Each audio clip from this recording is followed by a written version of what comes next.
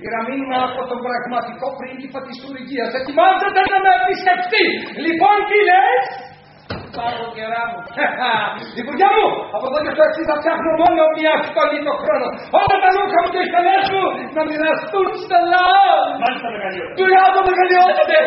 Γινόμαστε ισαντόμια. Και εγώ μια στολή φοράω το χρόνο. Και εγώ. Ζανέτ, ναι. έχεις μαζέψει την τρίχα σου?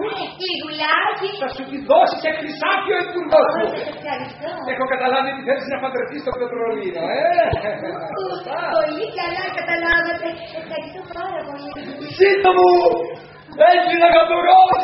Να μοιάσω! Να μοιάσω, αλλά δεν πετάξω!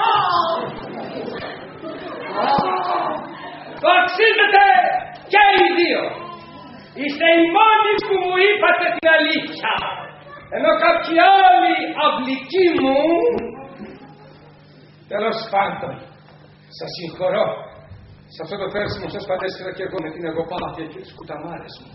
Όμως τέλος όλα αυτά.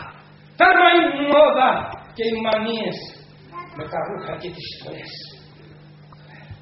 Θα πρέπει να γίνω ρεζίλη για να αλλάξω μυαλά. Κάνω καλά που αλλάζω μυαλά! Κάνω δεν κάνω. Μπήκα σε διαφορετικό χορό και θα χορέψω. Τραγούδι φίλοι μου!